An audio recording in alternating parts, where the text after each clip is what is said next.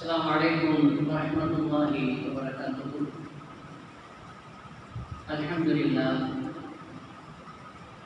Alhamdulillahi rabbil alamin. Adada khalqihi wa zinata arshihi wa ridha nafsihi wa midada kalimatihi.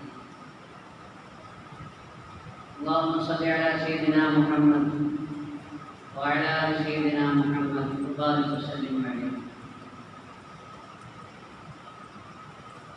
அளவற்ற அருளாளன்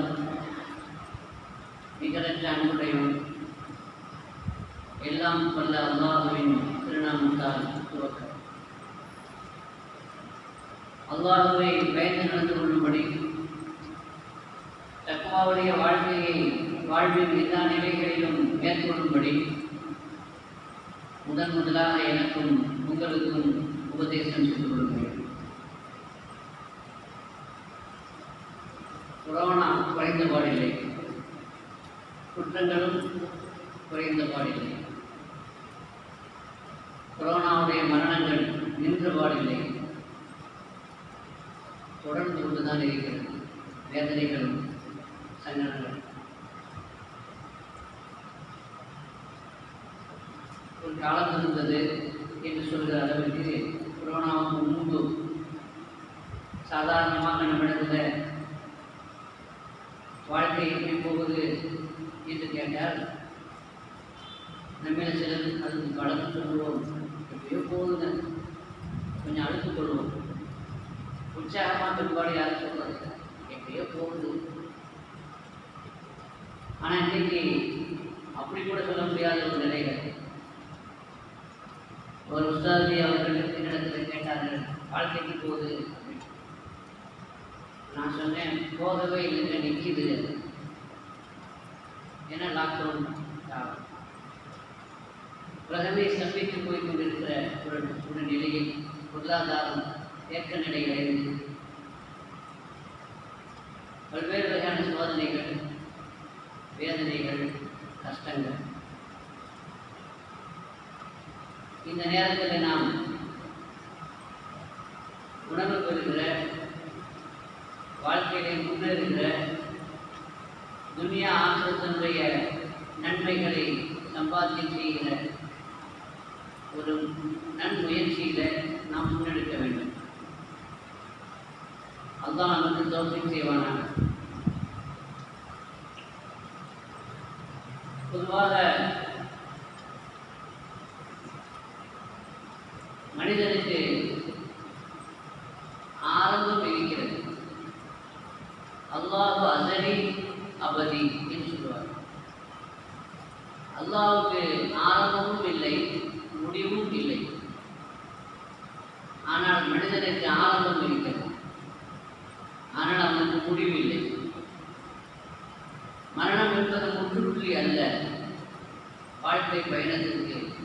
அது ஒரு comma, அடுத்த நிலைக்கு போடப்பட்டிருக்கிற ஒரு கமா. அடுத்தடுத்த நிலைகளிலே மனிதன் தொடர்ந்து வாழ்ந்து கொண்டிருக்கிறான். எனவே இந்த உலகம் என்பது நிரந்தரமானது அல்ல, நிலையானது அல்ல என்பதை போல இந்த உலகத்தினுடைய சுக துக்கங்களும் நிலையானதோ நிரந்தரமானதோ அல்ல என்பதை முதலில் நாம் மனதில் பதிய வைக்க வேண்டும். அல்லாஹ்வுடைய ரஹ்மத்தை நாம் என்றுமே ஆதரவிக்க வேண்டும். நிராசை அடைந்து விடக்கூடாது. நிராசை அடைவது என்பது அது காபிர்கள், இறை மறுப்பாளர்களுடைய வேலை என்று குர்ஆன் ஷரீஃபிலே அல்லாஹ் சொல்கிறார். வாழ்க்கையில் எந்த சந்தர்ப்பமாக இருந்தாலும், எந்த நெருக்கடியாக இருந்தாலும், எந்த காலகட்டமாக இருந்தாலும் நாம் தைரியத்தை எடுத்து விடக்கூடாது. நாம் அடுத்த கட்டத்தை நோக்கி நகர்வதற்கு முயற்சிக்க வேண்டும். மூசா நபி அலைஹிஸ்ஸலாம் அவர்கள் குழந்தையாக இருக்கிற பொழுது, அவர்கள் பிறந்த அந்த காலம், பிறக்கிற ஆண் குழந்தைகளை எல்லாம் வெட்டப்படுகிற ஒரு காலம், கொலை செய்யப்படுகிற ஒரு காலம். பிறவுடைய உத்தரவு அப்படி. இந்த காலகட்டத்தில் மூசா நபி அலைஹிஸ்ஸலாம் பிறக்கின்றார்கள். எப்பொழுது போலீஸ் வரும் என்று தெரியாது. அவர்கள் வந்துவிட்டால் குழந்தையை தூக்கி கொண்டு சென்று விடுவார்கள் அல்லது வெட்டி விடுவார்கள்.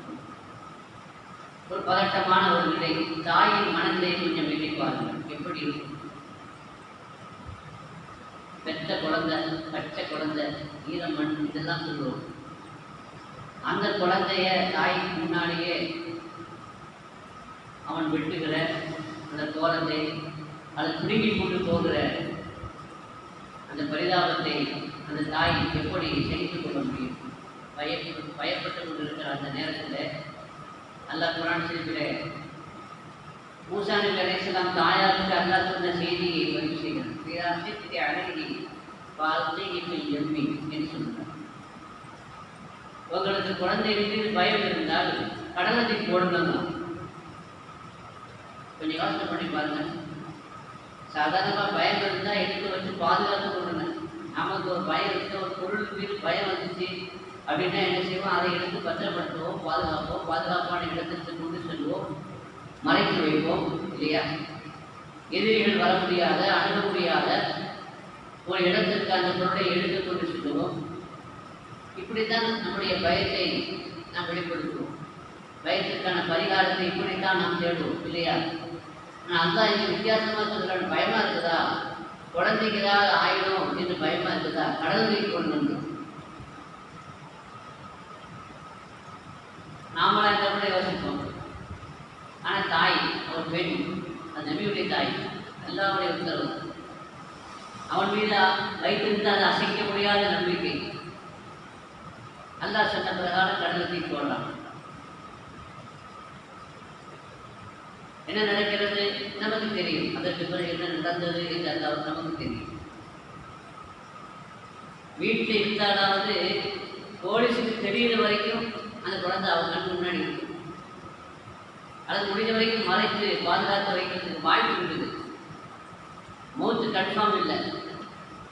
வேற எங்கேயாவது ஒழிச்சு வைக்கலாம், மறைச்சு வைக்கலாம், எப்படியோ கொஞ்சம் காலத்துக்கு தந்த முடியும். யதார்த்தமாக போலீஸ் வந்தால் உண்டு. இல்லைன்னா ஆபத்துங்கிறது கன்ஃபார்ம், உறுதியானது அல்ல, நிச்சயமானது அல்ல. ஆனால் கடலை தூக்கி போட்டால் ஸ்பாட்லேயே மரணம் தான், அது கன்ஃபார்ம். ஆனால் அல்லாஹ் சொன்னால் கடலை தூக்கி போடணும்னா ஏன் அப்படி சொன்னா? மனிதனுடைய எதிர்பார்ப்பு என்பது இப்போதைய நிலவரத்திலிருந்து நாம் வெளியே வர வேண்டும்.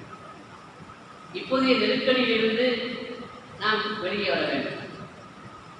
இப்போதைய சங்கடத்தை விட்டோம் நாம் அதற்கான தீர்வை கண்டு சந்தோஷப்பட வேண்டும். இதுதான் நம்மளுடைய முயற்சி, நம்மளுடைய திட்டம். ஆனால் அல்லாஹ்வுடைய திட்டம் என்பது கொஞ்சம் தூரமானது. அல்லாஹ் ஏன் கடலை போட சொன்னான்னா, மூசா நபி அவர்களை மட்டும் காப்பாற்றுவது அல்லாஹ்வுடைய நோக்கம், அல்லாஹ்வுடைய திட்டம் அல்ல. மூசா நபி அலைஹிஸ்ஸலாம் அவர்களோடு அவர்களுடைய சமூகத்தை சேர்ந்த இஸ்ரவேலர்கள் அனைவரையும் அல்லாஹ் காப்பாற்ற வேண்டும். பிறவுடைய கொடுமையில் சமுதாயம் பிறவனுக்கு கொத்தடிமைகளாக வாழ்ந்து அடிமைப்பட்டுக் கொண்டிருக்கிறார்கள், கஷ்டப்படுகிறார்கள். எல்லோரையும் காப்பாற்ற வேண்டும் என்று அல்லாஹ் நினைக்கிறேன். ரெண்டாவது, கடலத்துக்கு போடுங்கன்னு சொன்ன ரசூலுல்லாஹி திருப்பி கொண்டு வந்துடுவோம். கடலத்துக்கு போடுங்க, திருப்பி உங்களையே நான் தத்துவேன். இது அல்லாஹ்வுடைய திட்டம். வளர்ப்பது என்பது மூசா நபியுடைய தாய் தான். ஆனால் இப்போ நீங்கள் சொல்ற மாதிரி கடலத்துக்கு போட்டணும். நீங்கள் திருப்பி அந்த குழந்தைய அவங்ககிட்டே அந்த குழந்தை உங்கள்கிட்டே வரும், நீங்கள் தான் வளர்ப்பீங்க. மட்டுமல்ல, அந்த குழந்தையை நாம் அல்லாஹ்வுடைய ரசூல்மார்களில் திருத்தூதர்களில் ஒருவராகவும் நாம் ஆக்குவோம் என்று அல்லாஹ் நீண்ட ஒரு திட்டத்தை அங்கே சொல்கிறான் என்றால் கொஞ்சம் யோசிக்க வேண்டிய ஒரு கட்டம் அது.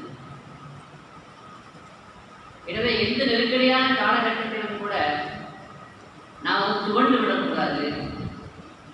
அல்லாஹ் மீது நம்முடைய நம்பிக்கையை, அபாரமான நம்பிக்கையை நாம் வெளிப்படுத்துவதற்கு தயங்கக்கூடாது.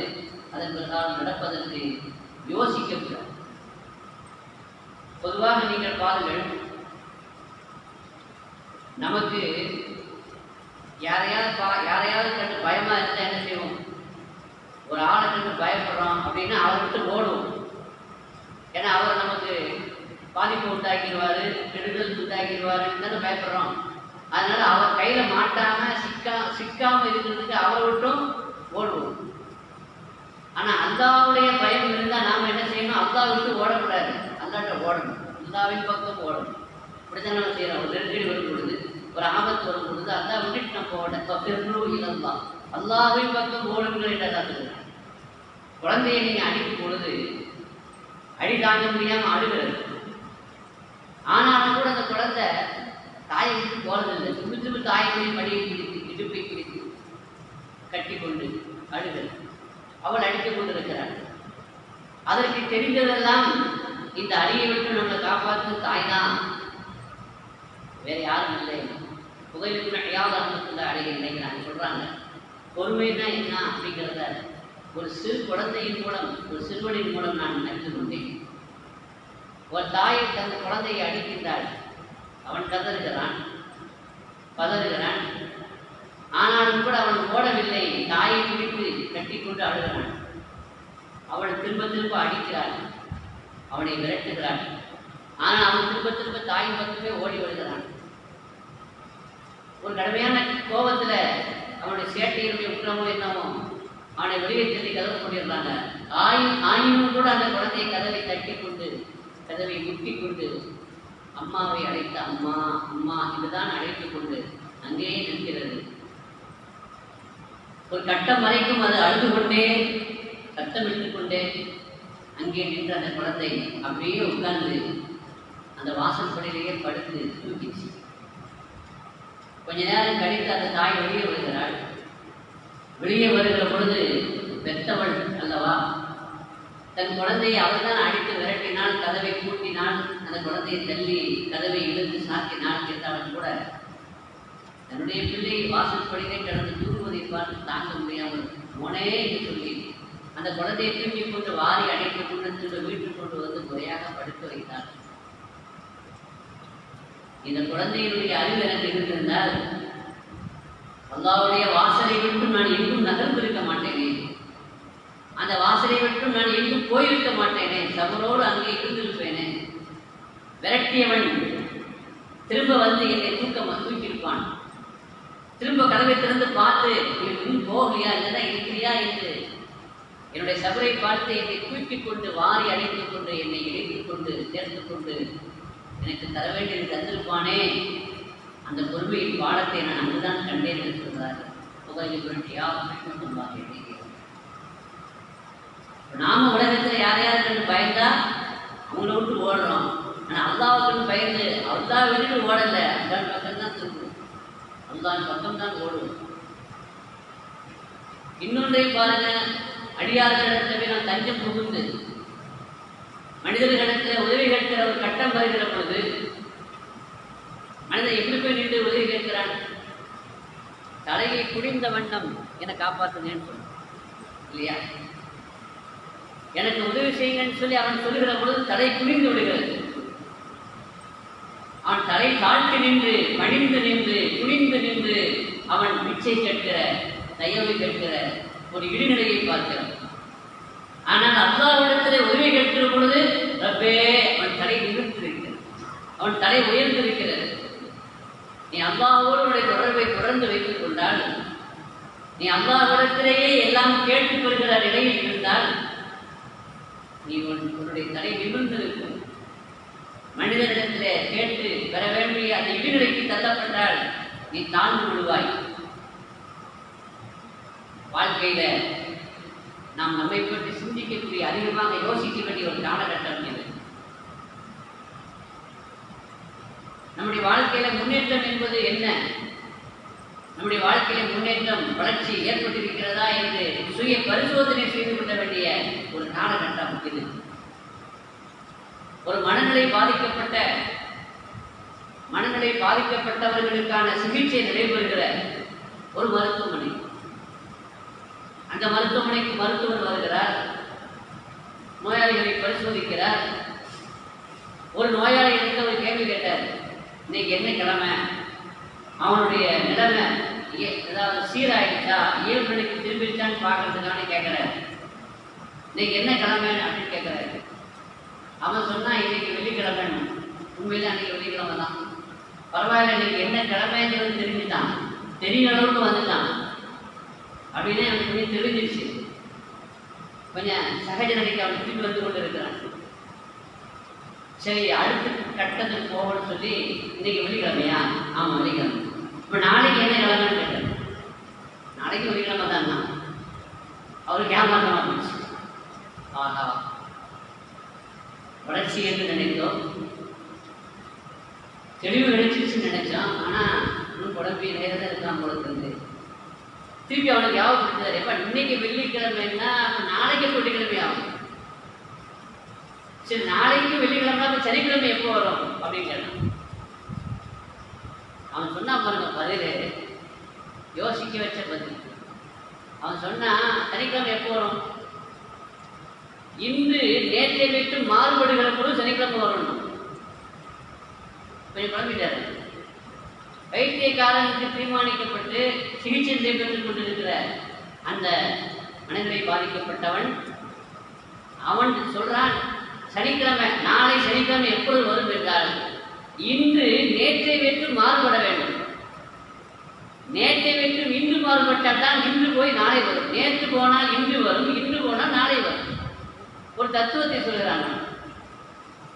இப்போ நாம் முன்னேறுகிறோம் என்றால் ஒரு அடி எடுத்து ஒரு ஸ்டெப் எடுத்து முன்னாடி வைக்கிறோம். ஒரு ஸ்டெப் எடுத்து முன்னாடி வைக்கும் பொழுது இருந்த இடம் என்பது நேற்று இல்லையா? இருந்த இடம் என்பது இன்று. அதை விட்டு தாண்டி போகும் பொழுது அடுத்த ஸ்டெப். அப்பதான் அதான் வளர்ச்சி, அதுதான் முன்னேற்றம். அவன் சொல்கிறான், சனிக்கிழமை எப்பொழுது வரும்? எப்பொழுது வரும்? திருப்பி அவங்க எப்பொழுது வரும்? நேற்றைய நீதி தர்மம் இன்றைய நீதி தர்மத்தை விட, நேற்றைய நீதியை விட, நேற்றைய தர்மத்தை விட இன்றைய நீதி தர்மம் அதிகமாக இருக்க வேண்டும். நேற்றைய அநீதி அக்கிரமம் இன்றைய அக்கிரமத்தை விட குறைவாக இருக்க வேண்டும். அப்பதான் நேற்று இன்றைய விட்டு மாறுபடும். இப்போ நேற்று போய் இன்று வரும். அதே மாதிரி நாளை எப்பொழுது வரும்? இன்றைய நீதியை விட நாளைய நீதி அது இன்னும் அதிகமாக இருக்க வேண்டும். இன்றைய அநீதியை விட நாளைய அநீதி இன்னும் அதிகமாக இருக்க வேண்டும். அப்பதான் நாளைய எப்பொழுது வரும். எனவே நேற்றை விட இன்றும் அதே நீதி, அதாவது நீதி ஒன்று கூடல, இன்னும் சொல்லப்போனா அநீதிதான் கூடி இருக்கு. நேற்று இருந்ததை விட இன்னைக்கு அநீதி கூடி போயிடுச்சு அப்படின்னா அப்போ நேற்று இன்றைய விட்டு மாறுபடவே இல்லை. நேற்று இன்றைய விட்டு மாறுபடவே என்பது நாளைக்கு வரணும். சனிக்கிழமை எப்படி வரும்? வைத்தியக்காரர்கள் நினைக்கிறோம் சில சமயங்கிற சில பேரை, ஆனால் அவங்க பேசுறது தத்துவமாக இருக்குது. புத்தன் வாழ்ந்த காலத்தில் புத்தனை பித்தன் என்றுதான் பலரும் பார்த்தார். ஆனால் பல பேர் பித்தனாக இருந்தார்கள், தெரிந்தார்கள். ஆனால் அவர்கள் போத உள்ளவர்களாக இருந்தார்கள். வரலாற்று நாம் பார்க்கிறோம். எத்தனையோ செய்திகள். புகழூர் தானா என்ற மிகப்பெரிய ஒரு சூழ்நிலை இருந்தார்.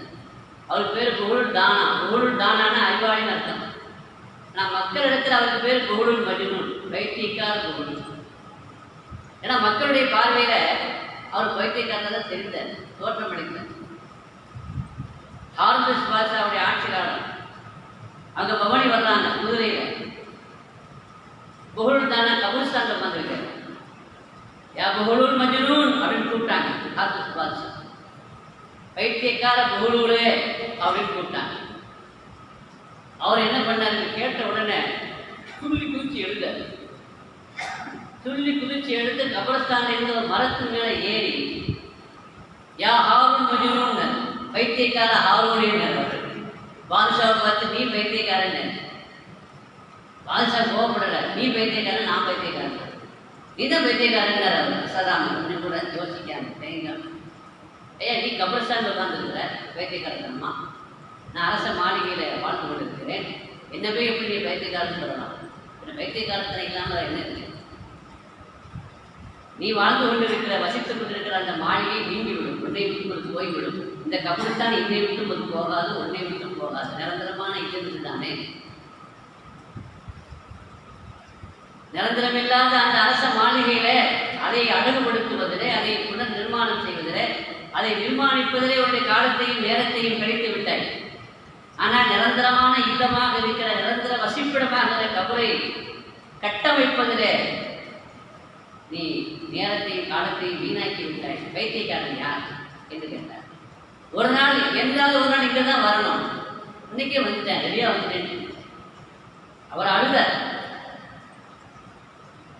அழுது விட்டு சொன்னார், எனக்கு உபதேசம் பண்ண. உனக்கு என்ன உபதேசம் பண்ண? உனக்கு என்ன வேணும் கேளு, ஏதாவது உதவி வேணுமா என்று கேட்டார். அரசருக்கிற அந்த தோரணையில் இப்போ அவர் சொன்னார், பொருள் தானா ரஹ்மத்துல்லாஹி சொன்னாங்க, வைத்தியக்கார தோட்டத்துன்னு சொன்னாங்க. அப்படியா, நான் என்ன கேட்டாலும் கொடுப்பீங்களா? கொடுப்பேன். எனக்கு மிகப்பெரிய சக்கரவர்த்தி, அந்த காலத்தில் உலகத்தினுடைய மிகப்பெரிய சாம்ராஜ்யத்தினுடைய சக்கரவர்த்தி, என்ன கேட்டாலும் சொல்கிறேன், தரேன்னு சொன்னார். எனக்கு 3 விஷயம் வேணும், தருவீங்களான்னு. தரப்பா, என்னோட ஆயுஷை கொஞ்சம் நீட்டணும்னு. அது எனக்கு முடியாது, பார்த்தேன், அது முடியாதா? சரி, மலக்கும் மோத்தை விட்டு என்னை காப்பாற்றணும். நீங்கள் அவர் வரும்பொழுது அவரை விட்டு என்னை காப்பாற்றணும். அதுவும் என்னால் முடியாதப்பா, என்னால் முடிஞ்சதை கிளப்பாங்க. சரி, நாளைக்கு மூத்தா போன பிறகு நரகத்தை விட்டு என்னை தூரமாக்கி சொத்துக்களை கொண்டு போய் சேர்க்கணும். அதுவும் என்னால் முடியாது. எதுவுமே முடியாதா? நீங்கள் வந்து அரசனே இல்லை, ஆண்டி, நீங்கள் எஜமானத்தை அடிமை என்று சொல்லி விட்டு செஞ்சிருக்கார். எனவே சில சமயத்தில் நாம் பார்க்கிறோம், உலகத்தில் பேய நினைக்கிறோம், வைத்தியக்காரன் நினைக்கிறோம். ஆனால் அவர்கள் போதமுள்ளவர்களாக இருக்கிறார்கள். நாம் போதமுள்ளவர்களாக இருக்கிறோமா? போதம் நமக்கு வந்து விட்டதா என்பதை நீங்களும் நானும் யோசித்து தெரிய வேண்டிய ஒரு காலகட்டம். இந்த நெருக்கடியான இந்த காலகட்டத்தில் நம்முடைய வாழ்க்கை முன்னேற்றம் அடைந்திருக்கிறதா? நேற்று போயிருக்கிறதா? இன்று மலர்ந்து நாளை மலருமா? எப்பொழுது மலரும்? நேற்றைய விட இன்று உங்களுடைய தர்மம் அதிகமாக வேண்டும். நேற்றைய விட இன்றைய அமல் இபாதத் அதிகமாக வேண்டும். நேற்று படித்ததை விட, ஞானம் பெற்றதை விட இன்று நீங்கள் படித்த விஷயம், தெரிந்து கொண்ட விஷயம், அறிந்து கொண்ட விஷயம் அதிகமாக இருக்க வேண்டும். நேற்று செய்த பாவத்தை விட இன்று செய்கிற பாவம் குறைவாக இருக்க வேண்டும். நேற்று செய்த அநியாயத்தை விட இன்று செய்கிற அநியாயம் குறைவாக இருக்க வேண்டும். நேற்று குர்ஆன் ஓதுனீங்களா? அதை விட இன்னைக்கு அதிகமாக குர்ஆன் ஓதுனீங்களா? நேற்று 8 ரக்கா தொழுவீங்க, நஃபிலான வணக்கங்கள். இன்று அந்த நஃபிலான தொழுகையுடைய எண்ணிக்கை இன்று கூடியதா? கூடினால்தான் நேற்று இன்றை விட்டு மாறுபடும், நேற்று போய் இன்று மலரும், அப்பதான் நாளையே வரும். நாம் யோசனை செய்து பார்க்க வேண்டிய ஒரு கேள்வி, நம்முடைய வாழ்க்கையில் என்ன முன்னேற்றம் ஏற்பட்டிருக்கிறது? நெருக்கடியான ஒரு காலகட்டத்திலே வாழ்ந்து கொண்டிருக்கிறோம். வருமானம் இல்லை, சம்பாத்தியம் இல்லை, எல்லாம் முடங்கி இருக்கிற ஒரு நேரம். நிம்மதியை இழந்து தவிக்கிறோம். கையில காசு இல்லை, பிழைப்புக்கு வழி இல்லை, சோத்துக்கு வழி இல்லாத எத்தனை பேர் இருக்கிறார்கள். ஆனாலும் கூட அவர்களுடைய வாழ்க்கையில கூட திருத்தங்கள் ஏற்பட்டிருக்கிறதா? நல்ல மாற்றங்களும் வளர்ச்சிகளும் ஏற்பட்டிருக்கிறதா? கொஞ்சம் யோசிக்க வேண்டிய ஒரு காலகட்டத்தில். ஆனாலும் யோசிக்காமல் பழைய அதே நிலையிலேயே, மதிமறந்த நிலையிலேயே, போதமற்றவர்களாக வாழ்க்கை இந்த போதையில் தான் நாம் வாழ்ந்து கொண்டிருக்கிறோம். நமக்கு எப்பொழுதும் போதம் வரும். 1940 முதலாம் உலகப் போர் நடக்கிறது. ஹிட்லர் தலைமையில் இயங்கிய நாஜிப்படை வெற்றி பெறுகிறது. பிரான்சினுடைய தலைநகர் பாரிஸை அவன் கைப்பற்றுகிறான். கைப்பற்றி நெப்போலியன் போனபார்ட்டுடைய கல்லறைக்கு செல்கிறான், வெற்றி பெருமிதத்தை கொண்டாடுவதற்காக. அங்கே அவனது நெப்போலியனுடைய கல்லறையிலே இருந்து வணங்கி மரியாதை செலுத்திவிட்டு, நெப்போலியன் போனபார்ட் அவர்களே, இன்று நான் உனது நாட்டை பிரித்து விட்டேன், உன் தலைநகரத்தை வீழ்த்தி விட்டேன், இப்பொழுது பிரான்ஸ் என் கையில் இருக்கிறது, நான் இந்த நாட்டிலே வெற்றி வீரனாக வந்திருக்கிறேன் என்று சொல்லிவிட்டு அடுத்த ஒரு செய்தியை சொன்னான். உங்கள் நாட்டினுடைய மக்கள் பெண்களுடைய எடையை பிடித்துக் கொண்டு ஆடிக்கொண்டிருக்கிற நேரத்தில், காலத்தில், பெண்களுடைய உடலை அளந்து அதை ரசித்து ஆனந்தப்பட்டுக் கொண்டிருக்கிற அந்த காலத்தில், எங்கள் நாட்டவர்கள் துப்பாக்கியை பிடித்து அதை அளந்து, ஆயுதங்களை பிடித்து அதை அளந்து, அதை உருவாக்கி அதை செய்வதிலே கவனம் செலுத்தினார்கள். எனவே நாங்கள் வெற்றி பெற்றோம். கொஞ்சம் யோசனை பண்ணி பாருங்க. முதலாம் உலகப் போரில் பிரான்ஸ் வீழ்ந்ததற்கு, நெப்போலியன் உடைய அந்த நாடு தோற்று போனதற்கு ஹிட்லர் சொன்ன காரணம் இப்படி யோசனை பண்ணி பாருங்க. இன்றும் கூட இந்த கொரோனாவுடைய காலத்தில் நம்முடைய அதாவது என்ன சொல்றது, மார்க்கெட்டுக்கு கொரோனான அல்லது நம்மளுடைய ஃபிலிம் பார்க்கறது அல்லது நம்முடைய அதாவது நேரங்களை போக்கக்கூடிய பொழுதை போக்கக்கூடிய பொழுதுபோக்கு என்ற பெயரில் நாம் ரசிக்கக்கூடிய காட்சிகள், நாம் நேரத்தை செலவிடக்கூடிய அந்த நிகழ்ச்சிகள் குறைஞ்சிருக்குதா? வித்தியாசப்படுத்துகிறதா? வீழ்ச்சி எங்கே வருகிறது? எங்கிருந்து தொடங்குகிறது? போதம் வர வேண்டிய எந்த காலத்திலும் போதம் வரவில்லை என்றால், பயம் வர வேண்டிய எந்த காலத்திலும் பயம் வரவில்லை என்று சொன்னால் எப்பொழுது வரும்? கொரோனா நம்மளை சாதாரண சொல்ல வச்சு செய்துட்டான் அப்படின்னு, நல்ல வச்சு செய்யுது அப்படின்னு சொல்லலாம். கொரோனா விடுற மாதிரி தெரியல. அப்படி ஒரு நேரம், அப்படி ஒரு நெருக்கடி, அப்படி ஒரு அவஸ்தை. நாம இன்னும் அல்லாஹ் பக்கம் நெருங்குதல் இன்னும் நமக்கு அதிகமாக இருக்க வேண்டும்.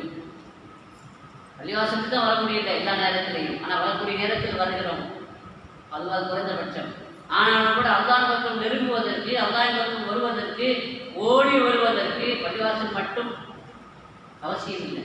பள்ளிவாசல் தான் இந்த அவசியம் இல்லை. நாம் இருந்த இடத்தில், இருக்கிற இடத்தில், வசிப்பிடத்தில் நாம் அல்லாஹ் பக்கம் நெருங்கக்கூடிய அந்த வேலையை, காரியத்தை நாம் செய்யலாம்.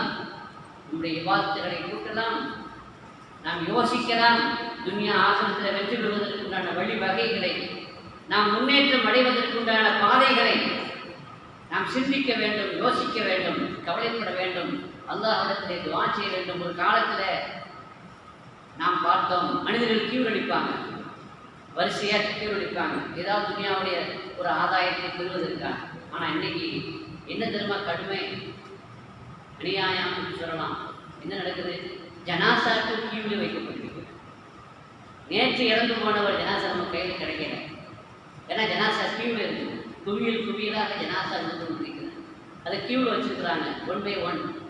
நேற்று இறந்து போனவருக்கு இதுவரைக்கும் நமக்கு டேட் ஃபிக்ஸ் பண்ணலை, அவங்களுக்கு டேட் கொடுக்கல.